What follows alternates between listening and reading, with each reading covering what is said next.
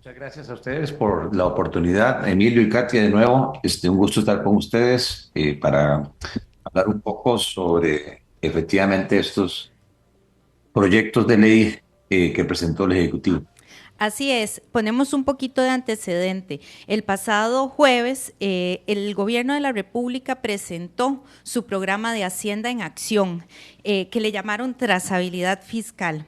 En esta propuesta nos anuncian 12 proyectos de ley. Estos 12 proyectos de ley van enfocados especialmente en el primero, en el tema de cómo salir de la lista gris de países no cooperantes de la Unión Europea. También tenemos proyectos que van enfocados a unas reformas al fortalecimiento del control tributario, al fortalecimiento también de la gestión en la deuda pública. Tenemos proyectos que van en la línea de reformar se deroga por completo la ley de impuestos sobre la renta y se quedaría la propuesta del gobierno como el texto de la ley, de la nueva ley sobre el impuesto sobre la renta.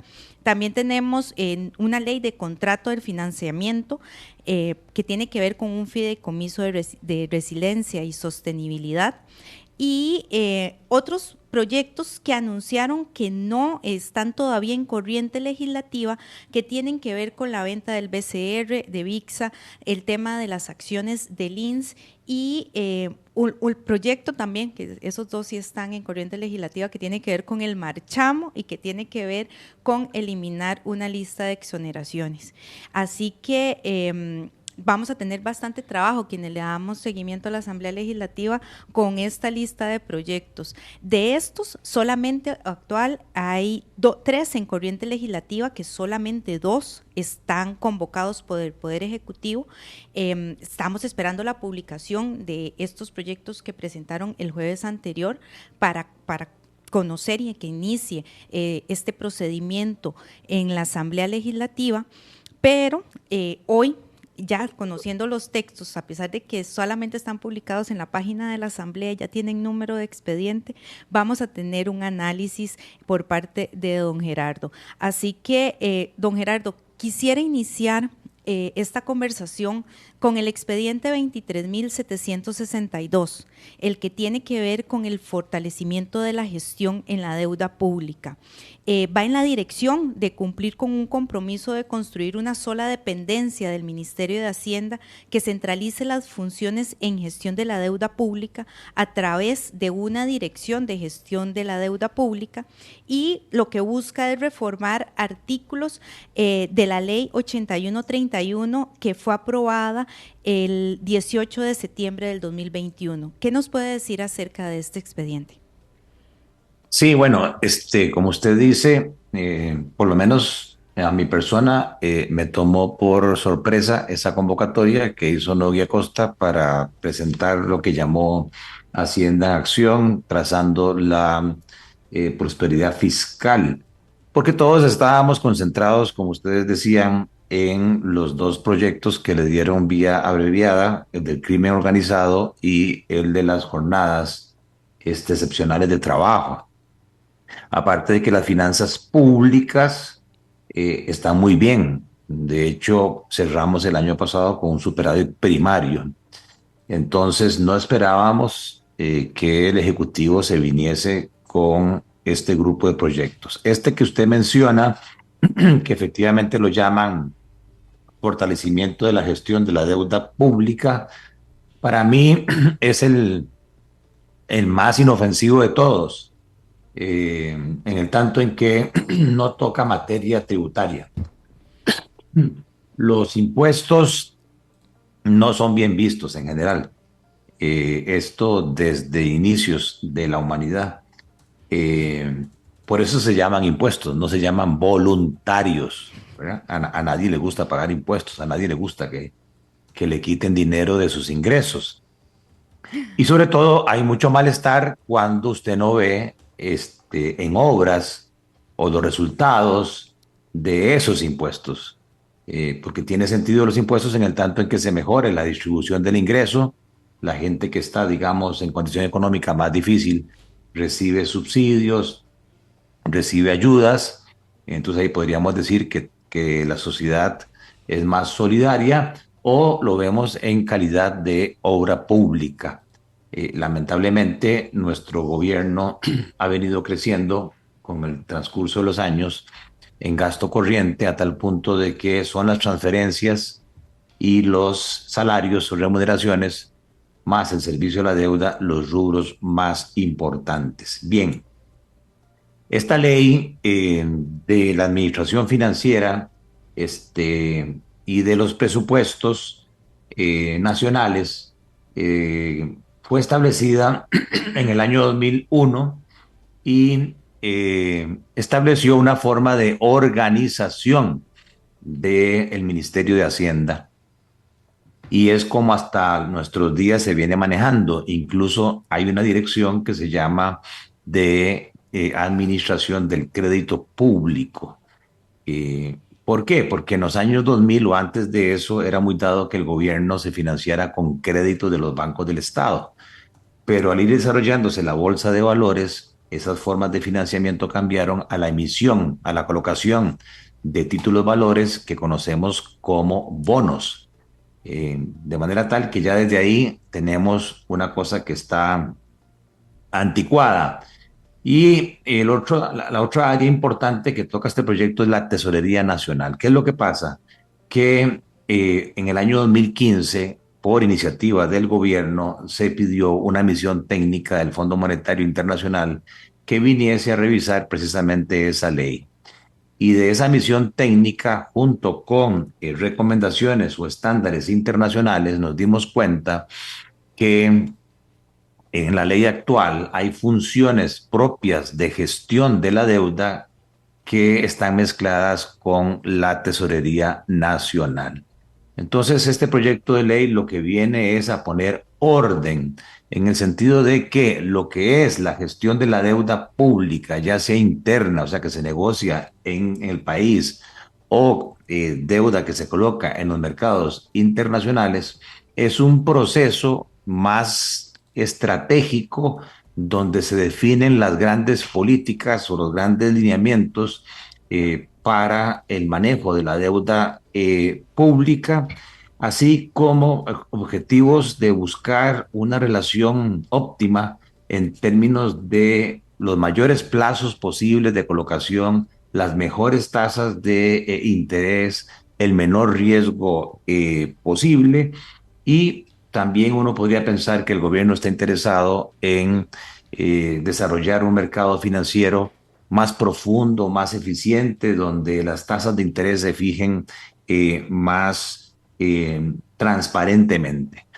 Y a su vez, la gestión de la deuda pública implica una serie de funciones. Específicamente nos dice el fondo 7 funciones básicas. Uno, hay que definir hacia dónde va el gobierno con la deuda. ¿Cuál es la política? ¿Cuál es la estrategia de mediano plazo de manejo de la deuda? ¿Qué mezcla queremos tener entre colones, dólares, plazos, tasas de interés variables, fijas, etcétera? Dos, hay que tener un reglamento que nos dé las reglas básicas para esa política. Tiene que haber recursos disponibles, técnicos, humanos, para la gestión de esa deuda. Y luego está ya lo que llamamos las funciones más operativas que tienen que ver con la contabilidad o el registro de la deuda, los análisis que se piden tanto por inversionistas como por las agencias calificadoras, el control de esa deuda, así como el día a día del manejo de la deuda. Eso es lo que estaríamos hablando o conociendo como gestión de la deuda, y a su vez se estaría pensando en crear una sola unidad de dirección de gestión de la deuda pública que centralice todas las funciones que tienen que ver con la atención y la colocación de los títulos valores, que tienen que ver con el análisis y la política de mediano plazo y con el registro y el control estadístico. Y luego, excluir de la Tesorería Nacional una serie de funciones que corresponden a la gestión de deuda y dejarle a la Tesorería, como su nombre lo dice, exclusivamente el manejo del flujo de caja del gobierno. ¿Eso qué significa? Bueno, que haya gente pensando en cómo manejar más eficientemente los flujos de caja, sacarles mejores rendimientos, convirtiendo a los mejores tipos de cambio, recolectando todos los excesos de superávits que la Contraloría ha venido trabajando en esto y recomendándolo hace tiempo del sector público en una caja única, que haya una mayor eficiencia en los pagos del gobierno, que se use cada vez menos el efectivo y a su vez una tesorería nacional preocupada porque la injerencia del gobierno en el mercado financiero no dispare el tipo de cambio, no dispare las tasas de interés, que haya una programación de pagos anticipada, que permita que los agentes económicos puedan hacer mejor su cálculo económico y que haya un buen manejo de las inversiones del flujo de caja del gobierno. Entonces, en resumidas cuentas, eso es lo que este proyecto viene a hacer. Como ustedes ven, no habla de impuestos, no habla de exoneraciones, no está hablando de renta global, renta mundial. Es un proyecto, creo yo, que debería pasar muy fluidamente en el Congreso y que no deberíamos confundirlo, que como es parte de este paquete hay que vetarlo. A mí me parece que no, me parece que es un proyecto que busca un estándar internacional que debemos cumplir y modernizar una ley que se quedó obsoleta en el tiempo. Don Gerardo, ¿y tiene relación con el expediente 23.759 que tiene que ver con el de control tributario, que lo que viene a lo que busca, su objetivo principal es la reforma al Código de Normas y Procedimientos Tributarios? O sea, ¿entrarían los dos en la misma línea? No, para nada. Ese sí es el que me da miedo. Preocúpenos entonces. Vamos a ver, este otro proyecto de ley de fortalecimiento del control tributario, es mucho más complejo, mucho más difícil de entender, tiene un objetivo con el cual, pues, obviamente todos estamos de acuerdo, en el tanto en que lo que busca es que el gobierno, a través, o el Ministerio de Hacienda, a través de una reforma parcial, aquí no se está emitiendo un nuevo código de normas y procedimientos tributarios, son reformas parciales, eh, tenga herramientas o tenga más dientes para controlar la evasión fiscal, para facilitar la lucha contra la evasión fiscal. En teoría, respetando los derechos y no abusando, y dándole garantías a los contribuyentes. Lo que pasa es que cuando uno ya se mete al detalle de este proyecto, que es un proyecto grande, estamos hablando como de 45 páginas, ¿verdad? Hay temas de gran preocupación, por lo menos a mí, me pararon el pelo algunos artículos que esos sí son nuevos. Hay unos artículos nuevos en la primera parte del proyecto que se los voy a leer literalmente porque yo lo leí varias veces diciendo, bueno, tal vez es que estoy leyendo mal, ¿verdad? Estoy leyendo mal y tal vez estoy interpretando mal. Y por eso yo sí hago un llamado, y ustedes que están cerca de ellos, a los señores diputados, porque ahora les corresponde a ellos, presentados estos proyectos por el Ejecutivo, y a los asesores legislativos, verlos con lupa, ¿verdad? Bien, el artículo 1 de este proyecto crea nuevos artículos, el 20 bis, 22 bis, 22 term y así. No más arrancando con la lectura del artículo 1, aparece el artículo 22 bis, que establece una responsabilidad, óigase bien, solidaria de los socios de una empresa por los impuestos de esa compañía. Y lo que nos dice literalmente el artículo es: los socios, copartícipes, asociados, cooperativistas, comuneros y consorciados responderán solidariamente por los impuestos e intereses de la persona jurídica o ente colectivo sin personalidad jurídica, de la cual sean miembros, sean socios, sean copartícipes, sean asociados, sean cooperativistas, sean comuneros o consorciados, en proporción a sus aportes o participaciones, hasta el límite de estos, y durante el cual los hubieren poseído esos títulos en el respectivo periodo gravable.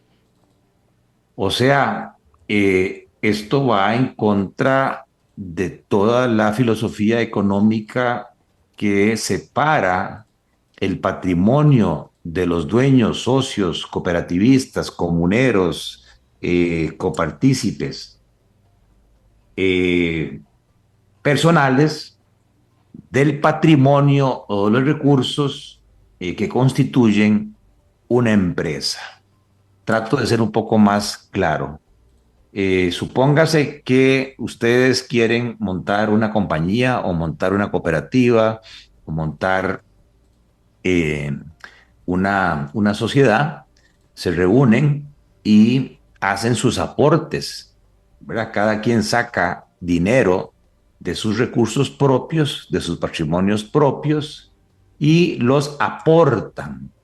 Estos aportes constituyen el capital de la empresa, da origen a la compañía, ¿verdad?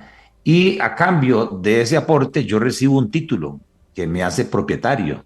Digamos, en el caso de las sociedades, una acción en donde establece cuál es mi participación dentro de esa empresa. Pero todos los demás bienes que yo tengo, mi casa, mi carro, mi finca, son independientes y tienen una existencia separada de la existencia propia de una persona que es de carácter jurídico. O sea, mi responsabilidad como socio está limitado al aporte que yo hice. El riesgo que como empresario, mi pyme, cooperativista, yo me estoy corriendo está limitado al aporte que yo hice. Entonces puede ser que a la empresa le vaya muy bien, tenga utilidades y esas utilidades son grabadas y se paga el 30% del impuesto de renta. Pero si a la empresa le va mal, ¿verdad? Y ahí se pierde ese patrimonio. Los socios perdieron los aportes. Este artículo nos viene a decir que ahí no termina la novela, sino que los impuestos que quedaron pendientes de pago, la tributación tendría el derecho de ir a tocarle la puerta a los socios y decirles, ustedes tienen que pagarme con sus otros bienes, hipoteque la casa, el carro, lo que sea, para pagar los impuestos al día. O sea, esto me parece a mí una gran inseguridad jurídica y una violación de lo que se llama el velo corporativo. Las empresas o las personas jurídicas tienen una existencia propia, independiente y separada de la existencia del patrimonio de los socios. Los socios son responsables en una empresa por el tamaño de sus aportes. Punto. Esto quizás para mí es el tema más fuerte. Hay otro que yo diría va en la misma línea, pero con el cual yo sí estaría de acuerdo, y es cuando hay fraude. Cuando hay fraude, ¿verdad? Hay una estafa hecha por los socios, por los administradores de una empresa. El artículo 25 bis, que es nuevo, dice que habrá responsabilidad, en este caso subsidiaria, de la sociedad por la deuda tributaria de los socios.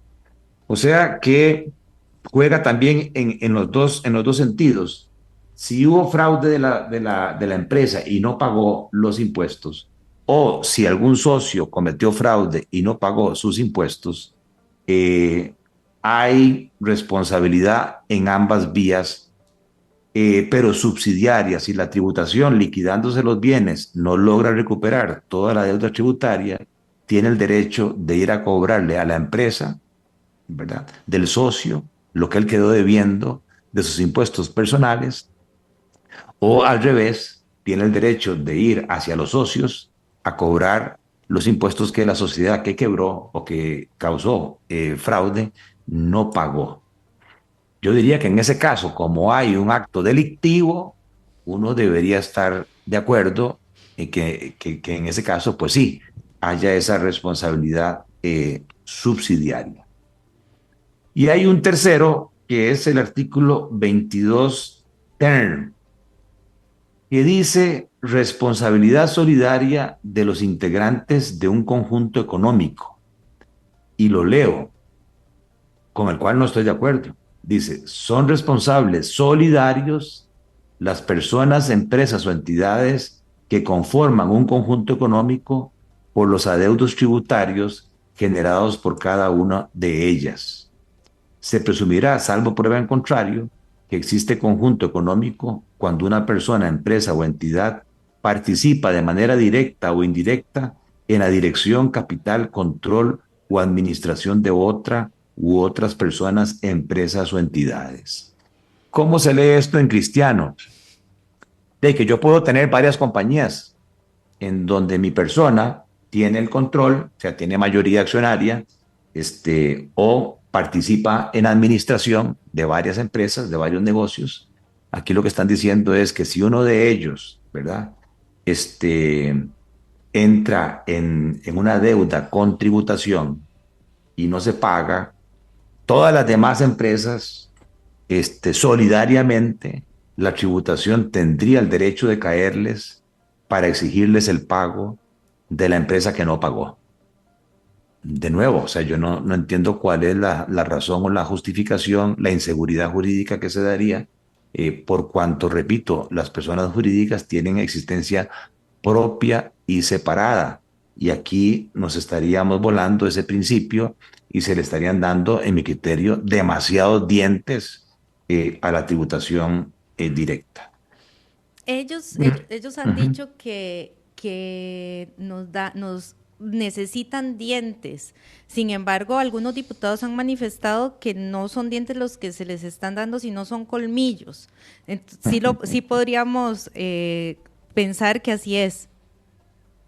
Los que hemos tenido experiencia de lidiar con los inspectores de la administración tributaria, sabemos que en muchos de los casos, y lamento decir esto, casi que en la mayoría hay mucha prepotencia, ¿verdad? Y en muchos casos arbitrariedad. Se va más allá de lo que la ley dice e incluso hay interpretaciones personales de muchos de ellos.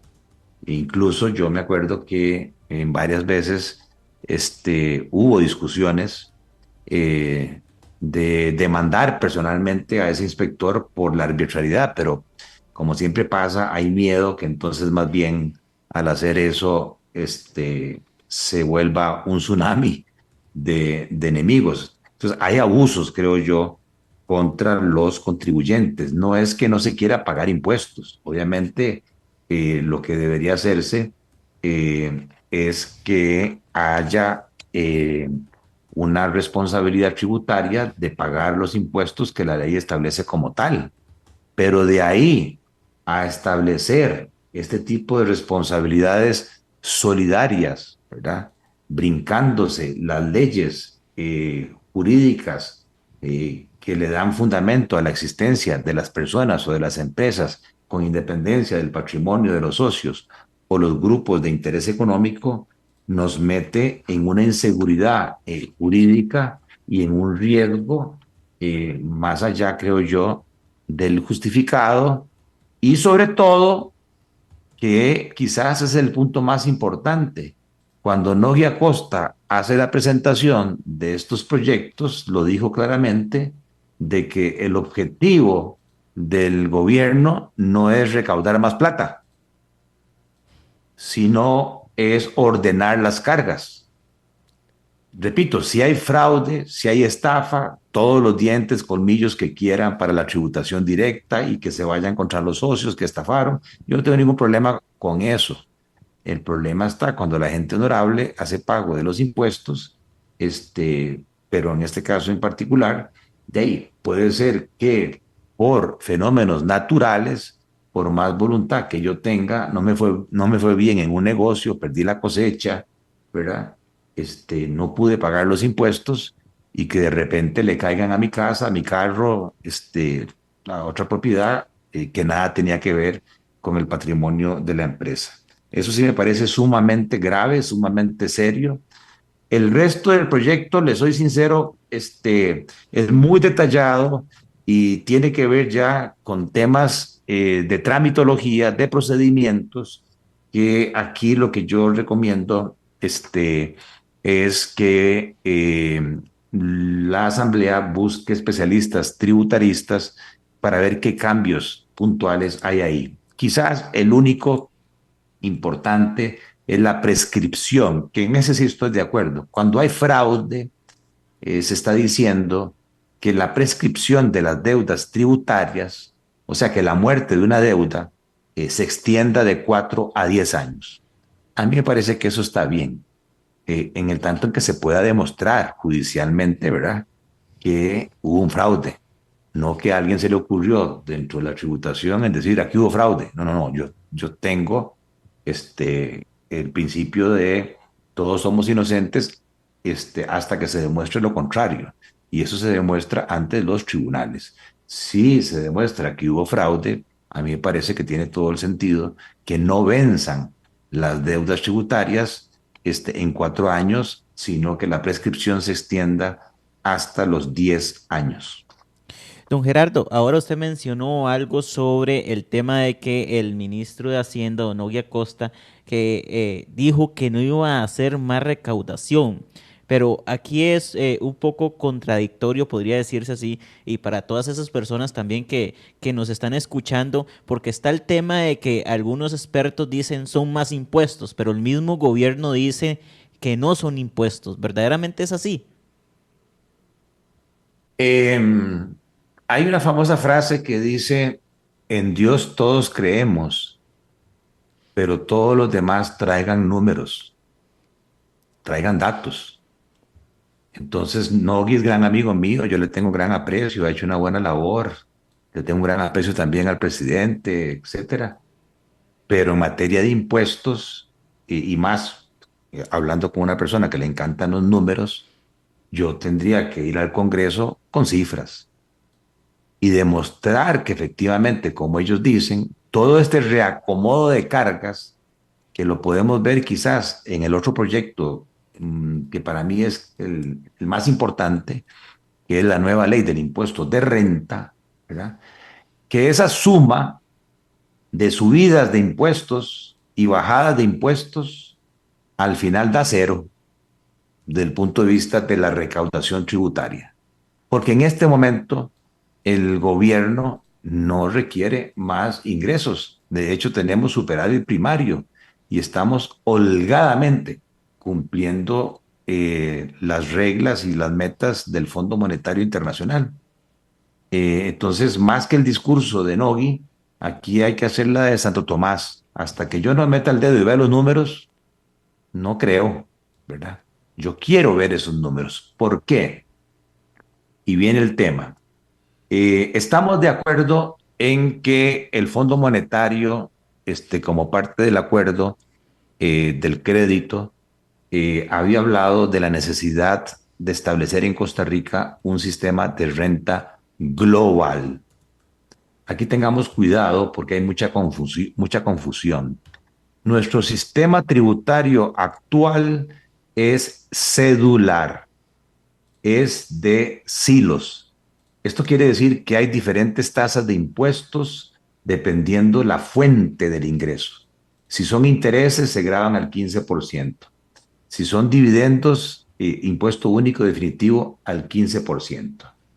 Si es renta corporativa, hay una sola renta, una sola tasa del 30%.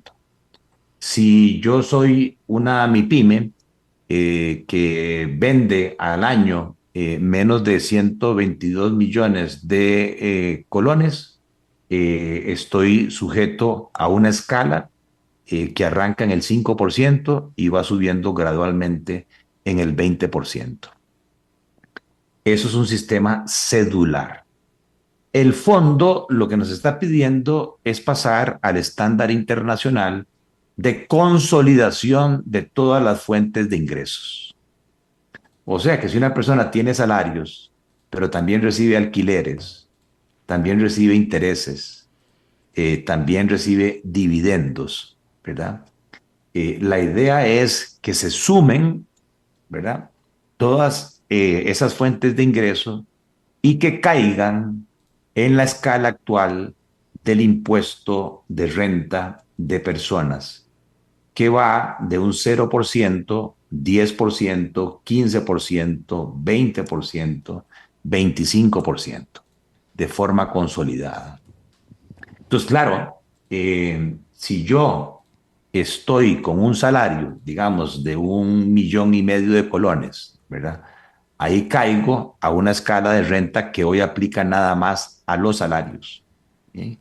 Pero si además estoy obteniendo dividendos porque soy accionista de una empresa o me están pagando alquileres, yo sobre esas fuentes de ingresos solo pago un impuesto único y definitivo del 15%. Ahora no. Ahora yo tendría que sumarle al salario de 1,5 millones los ingresos de alquileres y los dividendos, y eso me va a llevar a una escala mayor del 15%. Y entonces esa persona va a terminar, o esa empresa, pagando más, ¿verdad? Entonces, lo que le corresponde a Hacienda es demostrar si vea, tanta gente va a caer en ese rango y va a tener que pagar más por la consolidación de las rentas. Pero vea que estos otros, ¿verdad? Van a pagar menos, tal que la suma de ese aumento y de esa reducción, del punto de vista nuestro de recaudación, da cero. ¿Y quiénes son los que pagan menos? Que quizás es el punto que se discutió desde la mesa de negociación del gobierno de Carlos Alvarado. Los trabajadores independientes son injustamente hoy tratados por tributación directa, porque las personas asalariadas empiezan a pagar impuestos. Hubo un error ahí también que causó mucha bulla, porque apareció que eran 840,000 colones, ¿verdad?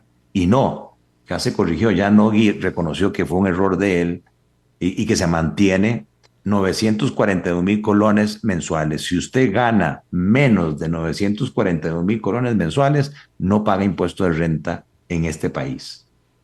Pero si usted es un trabajador independiente, una persona que tiene una actividad lucrativa, ¿verdad? Contador, abogado, médico, asesor económico, financiero, la exención, ¿verdad? De no pagar impuestos es de 348,000 colones hacia abajo. ¿Qué es lo que viene a hacer este proyecto? A dar el beneficio a los independientes para que sean tratados igual que los asalariados. Entonces, la exención de un independiente va a subir de 348,000 colones mensuales a 941,000 colones mensuales. O sea que mucho trabajador independiente va a pagar menos o cero impuestos. Esos se van a ver beneficiados. Eso tiene razón el gobierno. Tiene razón no. Pero hay algunos asalariados que se van a ver castigados con más impuestos.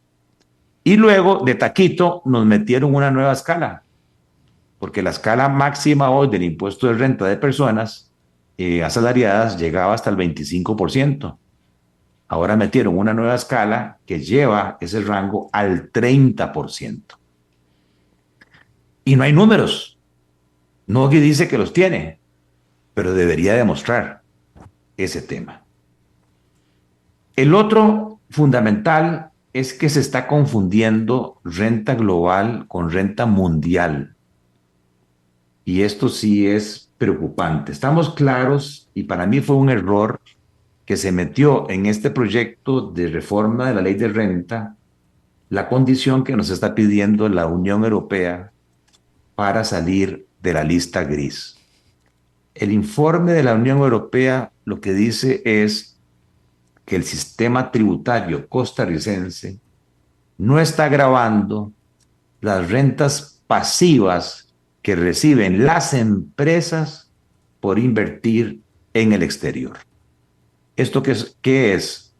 Si una empresa costarricense invierte en un título valor, en una cuenta corriente, en un certificado de depósito, ¿verdad? Y obtiene intereses en el exterior, esos intereses no son gravados en los Estados Unidos porque corresponden a un extranjero, ¿verdad? Y aquí en Costa Rica tampoco hoy son gravados. Entonces eso podría originar un sesgo para que a través de ese esquema haya un incentivo para sacar rentas locales a invertirlas en el exterior financieramente hablando y con eso bajo mi tasa impositiva. Lo que la Unión Europea quiere es que aquí en Costa Rica esas rentas pasivas, ¿verdad?, de empresas del exterior sean grabadas. Pero cuando usted lee el artículo 5 de esta nueva ley del impuesto de renta, oiga esto, dice, el hecho generador del impuesto de renta son los ingresos de capital, las ganancias y pérdidas de capital que provengan de bienes o derechos cuya titularidad corresponda al contribuyente con independencia del lugar donde se hubiesen producido y cualesquiera que sea la residencia del pagador. No dice aquí claramente que sean rentas pasivas. Entonces, una empresa costarricense podría estar obteniendo en el exterior, porque opera ya con una subsidiaria, rentas activas, utilidades, ¿verdad?, dividendos. Y con esta interpretación, esas rentas, aunque son ganadas en el exterior, no son ganadas aquí, serían gravables. Y eso siempre el sector productivo se ha opuesto. Es más, en el mundo cada vez más la renta mundial cuesta mucho cobrarla y viene en reducción. Entonces me parece a mí que hay que aclarar que el texto exclusivamente se refiere a rentas pasivas de empresas en el exterior. Incluso metieron personas físicas. También están metiendo que las rentas pasivas que una persona física obtiene en el exterior son gravables, cuando la misma OCDE y la Unión Europea no se metieron con personas físicas. Don Gerardo, Ujú. no, adelante, adelante. Y el otro que más me preocupa a mí es el tema de las MIPIMES. Yo sé que el presidente dice y tilda a los que critican esto mentirosos, ¿verdad? Incluso no dijo el nombre, pero uno viendo puntualmente las redes sociales se refiere a Eliezer Feinsack, ¿verdad?, que ha salido duramente a criticar este paquete fiscal. Entonces vean esto. Es cierto lo que dice el presidente, que el nuevo proyecto de renta mantiene los 3 años de gradualidad para las nuevas MIPIMES. O sea, el primer año no pagan impuestos de renta, el segundo año pagan una fracción y el tercer año pagan otra fracción. A partir del cuarto año ya caen en el esquema tributario de pagar rentas según las tablas existentes. Es cierto también lo que dice el presidente, que este proyecto de ley no cambia el régimen simplificado. Hay un régimen para empresas muy pequeñitas, en donde les da una facilidad de inscribirse y de pagar una tasa impositiva, creo que es del 10%. Pero no toda micro, pequeña y mediana empresa, sea del sector turístico, sea del sector comercial, sea del sector industrial, sea del sector servicios, ¿verdad?, tiene menos de 3 años o tiene las condiciones para caer en el régimen simplificado. Si usted hoy no tiene esas condiciones, hay una tabla que dice que si su utilidad anual es de menos de 5 millones de colones, usted paga un impuesto de renta del 5%, 250.000 colones al año de impuesto de renta. Ahora el gobierno pretende eliminar esa gradualidad y tirar a todas las empresas a un flat tax, que se llama, a una tasa única, a una tasa plana. Pero en vez de bajar lo que se hace en otros países a una tasa plana del 15%, aquí están manteniendo la tasa corporativa del 30%. Entonces, imagínense que esa MIPYME que gana una utilidad de 5 millones al año, ahora pasaría a pagar 1,5 millones de colones, 6 veces más. O sea, 1,250,000 colones más, que fácilmente puede ser el capital de trabajo de esa MIPYME. El presidente salió con un dato sorprendente, no me acuerdo ahorita exactamente el dato, pero que como el 90 y resto por ciento de los contribuyentes son MIPYMES y que cerca de la mitad o el 60% paga cero impuesto. Eso es serio y debería obligar a la tributación a caerle a todas esas compañías para justificar si efectivamente hay razón para no pagar impuestos. Pero de ahí no se puede concluir que entonces, por deducción, gravemos al 30% a MIPYMES, que puede ser que sean honorables, que estén pagando los impuestos y que este brinco del 5 al 30 o del 10 al 30 o del 15 al 30 las termine de matar, sobre todo en sectores que están muy afectados por otros elementos como el tipo de cambio, el sector turístico. Hay mucha MIPYME turística de, o de transporte que con los números que yo hago no aguantaría ese brinco. Para mí este es el tema más doloroso, y que la tributación de nuevo tiene que demostrarnos, no, tranquilos, miren, es que la mayoría de las MIPYMES está pagando cero impuestos, entonces no se van a ver afectadas por este flat tax, ¿verdad? Eso es un tema que los diputados deberían ver con lupa. Y como se nos está acabando el tiempo, Para variar. hay otro proyecto de ley que ha causado mucho ruido, que es el de las exoneraciones o de los incentivos. Aquí ha habido mucha duda, mucha confusión, por ejemplo, con los boletos aéreos. Se empezó a hablar de que se iba a subir la tasa del IVA del 4 al 13% para los boletos aéreos comprados con origen o destino de Costa Rica. Entonces muchos interpretamos de que los extranjeros que venían para Costa Rica se les iba a aumentar el impuesto.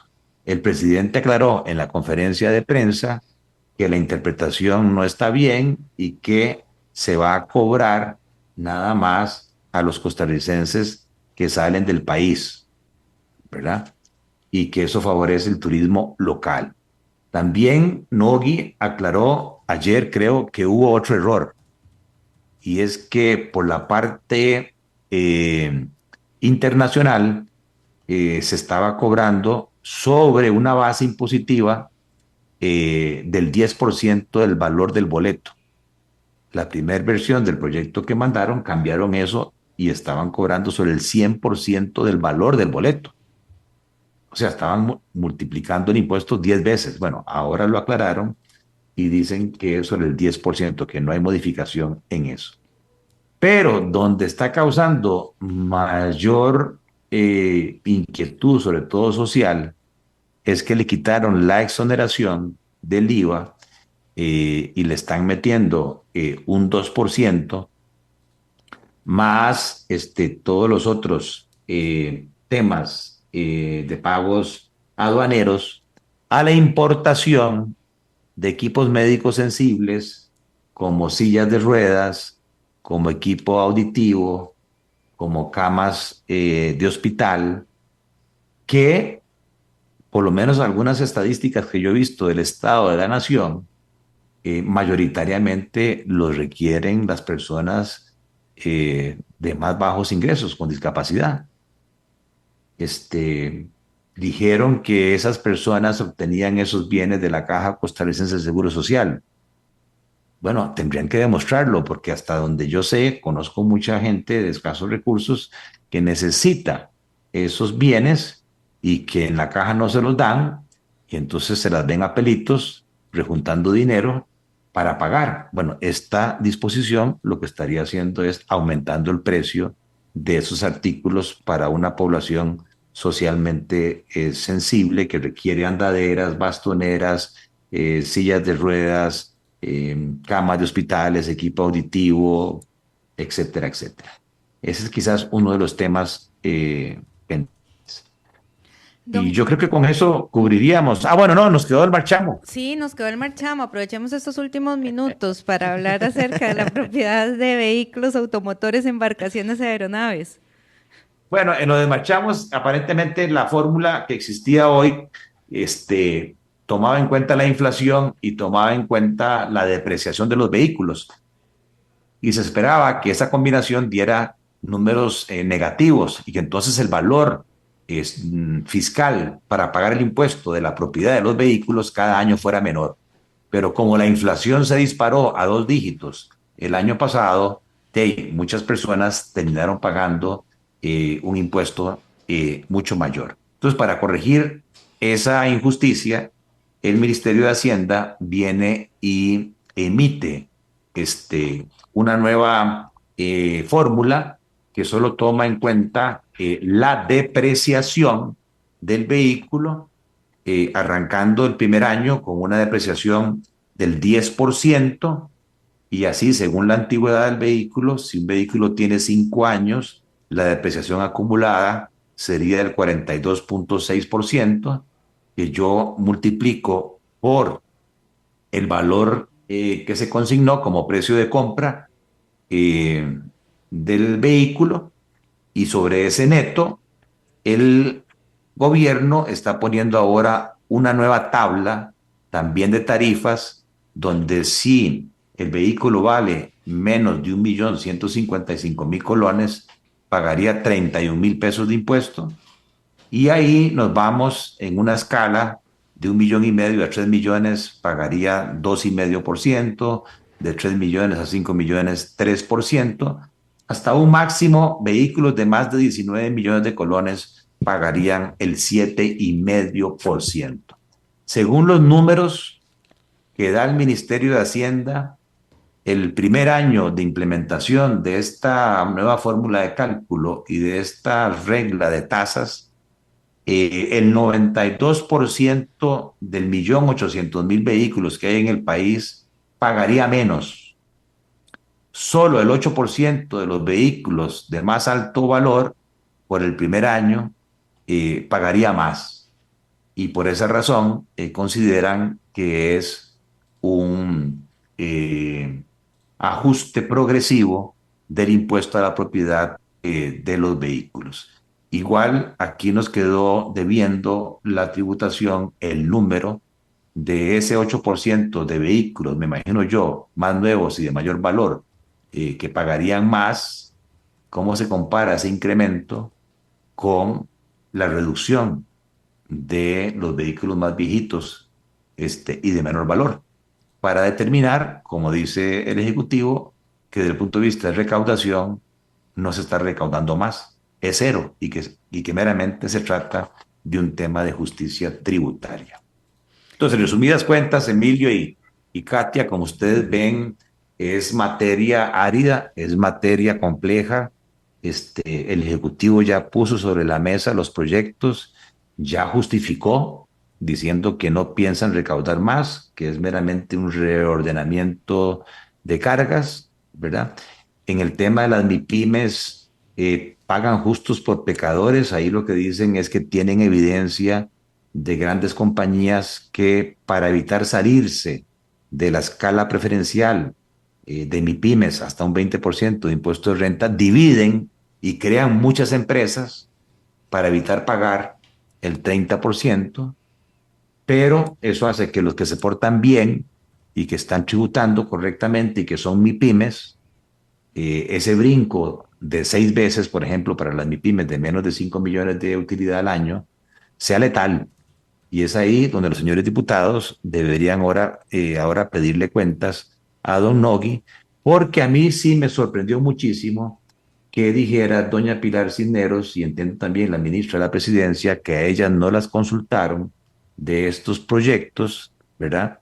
Y que se dieron cuenta por la prensa, cosa que sí sería muy seria, ¿verdad? Porque en teoría los proyectos de ley son analizados y la jefe de fracción y la ministra de la Presidencia, que les toca defenderlos en el Congreso, deberían ser los primeros. El ministro de Turismo, si es que está afectado, comercio exterior, si es que está afectado, debería hacerse un análisis previo al lanzamiento de los proyectos, pero aparentemente aquí no se dio y por eso esto ha causado muchísimo ruido. Ojalá el señor presidente tenga razón en el sentido de que lo que se está buscando es grabar más a los ricos, favorecer más a los pobres, pero que la suma neta no signifique una mayor carga tributaria al país. Vienen semanas de discusión para estos proyectos de ley, de análisis por parte de la Asamblea Legislativa, de los señores y señoras diputadas y sus equipos de trabajo. Vamos también a esperar esos nuevos textos o esas mociones donde indican que van a hacer cambios ya a los textos base propuestos. Y don Gerardo, lo vamos a estar molestando para que nos pueda ampliar sobre este tema, para que nos pueda ilustrar y ayudar a cumplir nuestro objetivo, que es acercar el acontecer legislativo a nuestra audiencia y cómo nos afecta el día a día la toma de decisiones que se realizan en el primer poder de la República. No, yo siempre con toda la disposición, pero ahí usted que está, ¿cómo se llama? Metido en la corrida de toros, sí le agradecería que cada vez que se presente una moción de corrección, de actualización, me la pase, porque a veces a uno como ciudadano no le llegan, ¿verdad? Esos cambios, entonces no sabe exactamente qué está pasando con las modificaciones. Encantada, don Gerardo. Yo le voy a pasar todas esas modificaciones que nos van a tener analizando en las próximas semanas en la Asamblea Legislativa en este tema que es tan relevante para el día a día de los costarricenses. Muy bien, muchísimas gracias por la invitación. Y se terminó la clase, Katia. Sí, qué lástima. La clase Ah, no, bien, bien, viene el examen para Emilio. No puso atención, no puso atención. Yo me eximí, ¿vio? Don Gerardo, muchísimas gracias, ¿verdad? Esta siempre tendrá su espacio aquí para explicar todos estos temas económicos y más estas propuestas, ¿verdad? Que tiene el Poder Ejecutivo que afectarían o no a toda la población costarricense. Muy bien, a la orden, hasta luego. Y nosotros nos vamos a un corte y continuamos con la segunda hora de Curul CRC.